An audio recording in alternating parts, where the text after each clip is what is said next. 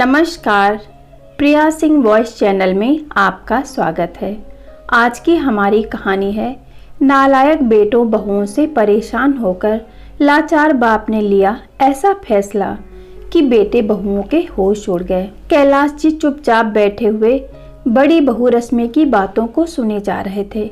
लग रहा था कि किसी भी समय वह अपना धीरज खो बैठेंगे, पर किसी तरह उन्होंने अपने आप को काबू में रखा हुआ था। बहू रश्मि बेलगाम बोलते ही जा रही थी। बात बस इतनी सी थी कि पिछले 3-4 दिनों से कैलाश जी के दांत में दर्द हो रहा था। बेचारे दर्द से बेहाल थे। डॉक्टर को दिखाया तो उसने दांत को निकलवाने की सलाह दी थी, पर दर्द के कारण यह संभव न था। डॉक्टर ने दर्द कम करने की दवा दी थी। कहा था कि दर्द खत्म हो जाए तभी दांत निकाला जाएगा। दांत दर्द की वजह से कुछ खा पी नहीं पा रहे थे, इसलिए बहू को हलवा बनाने के लिए कहा था, पर उसने 2 सूखी चपाती और सूखी सब्जी बेटे के हाथ से भिजवा दी थी। कैलाश जी ने थाली को हाथ भी नहीं लगाया और अब बहू गुस्से में जोर जोर से चिल्ला चिल्ला कर बोल रही थी कि जब खाना नहीं खाना था तो पहले से ही बता दिया करो, कितना भी करो इनके नखरे नहीं खत्म होते। वह यह बात समझने के लिए तैयार नहीं थी कि दांत दर्द की वजह से ससुर जी चपाती चबाने में असमर्थ हैं, और गुस्से में थाली उठाकर बाहर चली गई। कैलाश जी ने एक गहरी सांस ली और अपनी छड़ी उठाकर अपने लंगोटिया दोस्त दीनानाथ जी के घर की ओर चल दिए। आज उनका दिल बहुत उदास था। अपनी दिवंगत पत्नी की उन्हें याद आने लगी और सड़क के किनारे बने एक बेंच पर बैठ गए। अतीत ने तीव्रता के साथ उनकी यादों में प्रवेश किया। कैलाश जी सरकारी कार्यालय में सेवारत थे। उनके 3 बेटे थे, नागेंद्र, सतेंद्र और धीरेंद्र। तीनों ही पढ़ने में अच्छे थे। उनकी पत्नी सुषमा एक कम पढ़ी लिखी लेकिन मेहनती व स्वाभिमानी स्त्री थी, जो कुशलता के साथ उनके घर का संचालन करती थी। मितव्यता क्या होती है यह कैलाश जी ने अपनी पत्नी से ही सीखा था, इसलिए महीने के अंत में अपनी पूरी पगार वह पत्नी के हाथ में सौंप देते थे और खुद निश्चित हो जाया करते थे। घर के मामलों में भी कभी भी नहीं बोलते थे, पर पत्नी को जब भी उनके सलाह की ज़रूरत होती तो वह हरदम उसके साथ होते थे। समय के साथ उनकी तरक्की होती गई और बच्चे भी अच्छी शिक्षा प्राप्त कर चुके थे। अपने जीवन काल में उनकी पत्नी ने एक जो सबसे अच्छा काम किया था वह था मकान बनवाना। शहर की एक अच्छी सी कॉलोनी में उसने अपने सपनों का संसार बसाया था। कैलाश जी ने ऑफिस से लोन लेकर कुछ दोस्तों से मदद लेकर पत्नी के इस सपने को पूरा किया। पहले मकान 1 मंजिला था, पर जब बच्चे बड़े हो गए तो कैलाश जी ने हिम्मत करके मकान की 2 मंजिलें और भी बनवा दी। उनके 3 बेटों की शादी हो गई थी और तीनों बेटों के 2-2 बच्चे भी हो गए थे, और अब कैलाश जी अपने छोटे बेटे के साथ निचली मंजिल पर रहते थे। नागेंद्र व सतेंद्र दूसरी और तीसरी मंजिल पर रहते थे। रसोइयाँ सबकी अलग अलग थी। बस त्योहार वाले दिन सब एक जगह इकट्ठे होकर त्योहार मनाते थे। मुँह से तो कोई कुछ नहीं कहता था, पर धीरेंद्र की पत्नी को बहुत तकलीफ होती थी कि सारा काम मुझे ही करना पड़ता है। दोनों भाभियां बस हाथ हिलाने के लिए आ जाती थीं। उधर दोनों जिठानियों का कहना था कि भाई रसोई तो तुम्हारी है तो जिम्मेदारी भी तुम्हारी है, पर यह बातें कभी भी झगड़ा का रूप धारण नहीं कर पाती थीं, क्योंकि सुषमा जी खुद भी एक मेहनती महिला थीं, जो उम्र के इस दौर में भी चुस्त दुरुस्त थीं। सारा दिन कुछ ना कुछ करते रहना उनकी आदत थी। इसी कारण काम को लेकर बहुएं भी उन पर ही निर्भर थीं। कैलाश जी जब भी अपनी पत्नी के साथ बैठते थे तो कहते थे कि अब हमें किसी प्रकार की चिंता नहीं है, पेंशन तो आएगी ही, बस आराम से गुजारा हो जाएगा। जवानी में जो सपने मैं तुम्हारे नहीं पूरे कर पाया वह अब पूरे करूँगा। और सुषमा जी हल्के से मुस्कुराकर अपनी सहमति प्रकट कर देती थीं, पर कैलाश जी का यह सपना कभी पूरा नहीं हो पाया और एक दिन पत्नी उन्हें अचानक छोड़कर हमेशा के लिए चली गई। कैलाश जी की तो जैसे दुनिया ही उजड़ गई, पर होने को कौन टाल सकता था। उनकी पत्नी ने इतनी खुशी से मकान की नींव बनाई थी, उसमें अब दरारें पड़नी शुरू हो गईं। हालात इतने बदल गए थे कि त्योहारों के समय एक दूसरे को बधाई देने में भी सबको कष्ट होने लगा था। सब अपनी अपनी गृहस्थी में मस्त हो गए थे। एक अकेले कैलाश जी ही रह गए थे जो सब कुछ समझ रहे थे, पर उम्र के इस दौर में अपने आप को असहाय महसूस करने लगे थे। 2 दिन पहले ही वह जब अचानक घर में घुसे तो उन्हें बेटे बहुओं की आवाज़ सुनाई दी तो कुछ पल को चुपचाप खड़े हो गए और उनके दुख का ठिकाना ना रहा। जब उन्होंने सुना कि तीनों बेटों ने उन्हें महीनों के लिए बांट लिया है। छोटी बहू को शिकायत थी कि जब मकान में सबका बराबर का हिस्सा है तो पिताजी की सेवा में भी सबका बराबर का हिस्सा होना चाहिए। मैं भी थोड़ा आज़ाद रहना चाहती हूँ, जो कि पिताजी के कारण संभव नहीं हो पा रहा। तकलीफ तो सबको ही हो गई थी, पर कोई चारा न था और कैलाशी 3 हिस्सों में बंट गए थे। जिंदगी यूं ही चलती जा रही थी। 2 महीने कभी एक बेटे के पास, फिर दूसरे और तीसरे के पास। मुसीबत तो तब आती थी जब कभी महीने के अंत में यदि उनकी तबीयत खराब हो जाती तो इलाज यह सोचकर नहीं कराया जाता था कि अब 2-4 दिन के बाद दूसरे बेटे के पास तो जाना ही है, वही इलाज करा देगा। आज कैलाश जी के सब्र का बांध टूट गया था। 2 दिन पहले ही उन्होंने दांत निकलवाया था।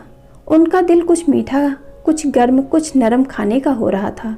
उन्होंने अपनी मंझली बहू को हलवा बनाने के लिए कहा और सगुन का जवाब था कि मैं अभी खाली नहीं हूँ, आपको और कुछ तो सोचना नहीं है, इस उम्र में भी खाने की पड़ी है।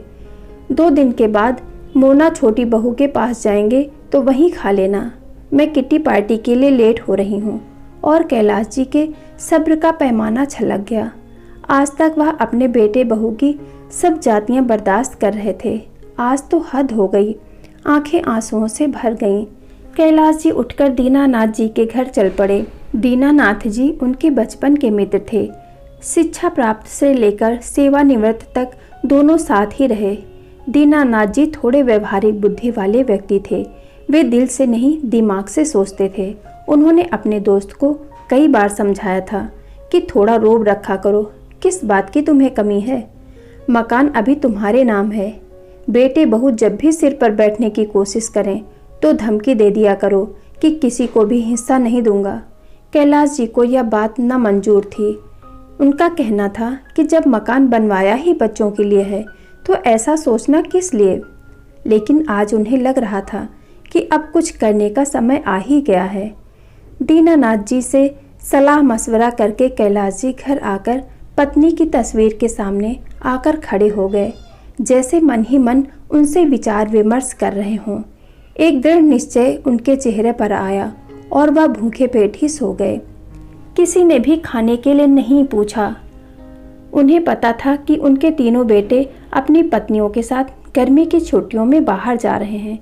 किसी को भी यह ख्याल नहीं आया था कि पिताजी क्या खाएंगे, कैसे रहेंगे।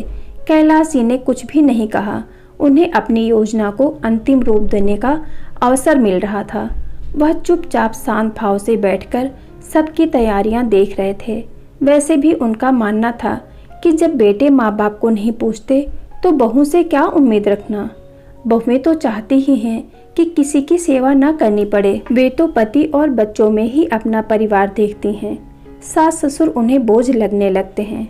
वह अपने अधिकारों के प्रति तो सचेत रहती हैं, पर अपने कर्तव्यों की तरफ से आंख मूंद लेती हैं। कैलाश जी अपने मित्र के साथ प्रॉपर्टी डीलर के पास गए। प्रॉपर्टी डीलर दीनानाथ जी के पुत्र का खास दोस्त था। उनसे मिलकर अपनी व्यथा बताई, कुछ सलाह मशवरा किया और वह वापस आ गए। 10 दिन के बाद जब बेटे बहुएं प्रसन्नचित्त घर लौटे तो मकान पर ताला देखकर सबकी त्योरियां चढ़ गईं। छोटी बहू मोना बोलने लगी, हद हो गई लापरवाही की। पता था कि हम आज आ रहे हैं, घर नहीं बैठ सकते थे। उसके गुस्से का कारण भी था कि अब 2 महीने पिताजी को उसके पास रहना था। काफ़ी देर इंतजार करने के बाद नागेंद्र और सतेंद्र दीनानाथ जी के घर की ओर चल दिए और उनके पैरों तले जमीन खिसक गई जब उन्हें पता चला कि पिताजी ने मकान 90 लाख में बेच दिया और अब वह कहाँ है, किसी को कुछ नहीं पता। तीनों परिवारों को समझ नहीं आ रहा था कि यह सब क्या हो गया है। उन्हें लग रहा था कि यह एक भद्दा मजाक है। जो पिताजी ने उनके साथ किया है। गुस्से में तीनों भाई उबल रहे थे। पिताजी ऐसा कैसे कर सकते हैं? मकान की कीमत लगभग 1 करोड़ थी, तो पिताजी ने 10 लाख का घाटा क्यों उठाया? यह सब उनकी समझ से बाहर था। कोई चारा न देखकर सब अपने ससुराल चले गए। अगले दिन बड़े बेटे के पास दीनानाथ जी का फोन आया और उन्होंने तीनों पुत्रों को अपने पास आने के लिए कहा कि कुछ आवश्यक सूचना देनी है। शाम तक का भी इंतजार सबको भारी पड़ रहा था। दीनानाथ जी के पास से जो सूचना उन्हें मिली उससे तीनों की जुबान पर ताला लग गया था। दिमाग जैसे कुंद हो गया। सोचने समझने की शक्ति ने जैसे उनका साथ ही छोड़ दिया कि दीनानाथ जी के अनुसार कैलाश जी हरिद्वार चले गए हैं और उन्होंने वहां पर एक घर ले लिया है और अब वह वहीं रहेंगे। यह समाचार पूरे परिवार पर एक भारी प्रहार था। बहुत अनुनय विनय करने पर दीनानाथ जी से वे पिताजी का पता प्राप्त कर सके और हरिद्वार की ओर चल पड़े। पिताजी का यह कदम उनकी समझ से बाहर था।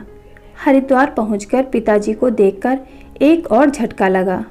पिताजी तो प्रसन्नचित और स्वस्थ लग रहे थे। बेटे बहू को देखकर उनके होठों पर मुस्कान आ गई। प्रसन्न दिल से उनका स्वागत किया और दीपक कहकर किसी को आवाज़ दी। आवाज़ सुनते ही एक लड़का सामने खड़ा हो गया। सबने कौतूहल से उसे देखा। कैलाश जी ने उस सबकी नज़रों को नज़रअंदाज किया और दीपक को 6 प्लेट गरम गरम हलवा लाने के लिए कहा। इसी बीच कैलाश जी ने सबसे बच्चों की कुशलता के बारे में जानते रहे। बेटे बहू बैठे एक दूसरे की तरफ देख रहे थे कि कौन पहल करे, पर किसी की हिम्मत नहीं हो रही थी कुछ पूछने की। इतने में दीपक 6 प्लेट हलवा लेकर आ गया और सबको एक एक प्लेट पकड़ा दी। किसी ने भी प्लेट को हाथ नहीं लगाया। किसी को बोलते न देख कैलाश ने कमान अपने हाथ में ली और बोलने लगे, तुम सबको हैरानी हो रही होगी और गुस्सा भी आ रहा होगा कि पिताजी को यह क्या सनक सवार हो गई है, लेकिन कारण भी तुम ही लोग हो। मैं और तुम्हारी माँ ने तुम लोगों को कभी भी किसी प्रकार की कमी आने नहीं दी। तुम्हारी माँ ने मेरी एक अकेले तनख्वाह से कितनी कुशलता से घर को चलाया, यह मुझे तुम सबको बताने की जरूरत नहीं है। और आज मुझे यह कहने में भी कोई भी शर्म नहीं है कि उसने अकेले तुम सभी को अपने प्यार से बांध रखा था, पर तुम 6 लोगों ने अपने एक बाप को ही किस्तों में बांट दिया। पर चलो कोई बात नहीं, कम से कम 2 वक्त की रोटी तो शांति से दे सकते थे, पर वह भी नहीं हो पाया। पार्लर और किटी पार्टी में जाने के लिए सभी के पास वक्त था, पर मेरी 2 रोटियां सबको भारी पड़ रही थीं। तुम सभी को अच्छी तरह से मालूम था कि जिसके पास भी मैं रहता था अपनी पेंशन में ही खर्च करता था, लेकिन मेरी दवाई के लिए किसी के पास पैसे नहीं होते थे। तुम सबको अपने अधिकार पता थे, पर इस बूढ़े के प्रति तुम्हारे कुछ कर्तव्य भी हैं, यह तुम में से किसी को भी याद नहीं रहा। और फिर जब मेरे बेटे ही ऐसे थे तो मैं बहू से क्या उम्मीद रखूं? कहते कहते कैलाश जी का गला रुंध गया। 3 बेटे बहुएं नजरें झुकाकर बैठे रहे। कैलाश जी ने दोबारा बोलना शुरू किया, यह मेरा फैसला तुम्हें पसंद नहीं आएगा, यह मैं जानता हूँ, पर इसके जिम्मेदार भी तुम लोग हो। तुम्हें पता चल गया होगा कि मैंने मकान बेच दिया है, 10 लाख के घाटे में बेचा है, पर मुझे इसका कोई मलाल नहीं है। 5 लाख मैं अपने पोते पोतियों के नाम से फिक्स्ड डिपॉजिट कर दिया है, जो उनके बड़े होने पर उन्हें ही मिलेगा। मैंने यह घर खरीद लिया है, 2 कमरे, किचन, बाथरूम, टॉयलेट, सभी सुविधाएं हैं। उनमें जो कमी थी वह मैंने जुटा ली है। मैंने इसके लिए आश्रम को 15 लाख दे दिए हैं। मेरे मरने के बाद यह घर आश्रम की संपत्ति हो जाएगा। अभी अभी जिस लड़के को तुमने देखा है वह एक अनाथ लड़का है जो अब मेरे साथ रहता है। मैंने एक स्कूल में उसका नाम लिखवा दिया है, पढ़ता भी है और मेरी सेवा भी करता है। 2 लाख मैंने इसके नाम से भी जमा कर दिए हैं। बाकी जो बचा, कितना बचा उसका हिसाब तुम लगा लो। मैंने बैंक में जमा कर दिए हैं। बैंक से जो इंटरेस्ट आएगा और मेरी पेंशन से मेरा और दीपक का खर्च आराम से चल जाएगा। अब तुम लोगों को मेरी तरफ से पूरी आज़ादी है, जैसे चाहो वैसे रहो। यह सब कहकर कैलाश जी चुप हो गए और आराम कुर्सी पर बैठकर अपनी आंखें बंद कर ली। तीनों बेटे बहुओं को समझ नहीं आ रहा था कि पिताजी की इन बातों पर अपनी क्या प्रतिक्रिया प्रकट करें। और सामने पड़े हलवे की प्लेट को देखकर मंझली बहू सोच रही थी कि एक प्लेट हलवे की कितनी बड़ी कीमत सबको चुकानी पड़ गई। प्लीज़ वीडियो को लाइक करें, शेयर करें और ऐसी ही शिक्षाप्रद कहानियों के लिए चैनल को सब्सक्राइब करें। हमारा उत्साह बढ़ाने के लिए चैनल को सब्सक्राइब करें। हमारा उत्साह बढ़ाने के लिए कमेंट करके बताएं कि कहानी आपको कैसी लगी। वीडियो को पूरा देखने के लिए आप सभी का तहे दिल से धन्यवाद।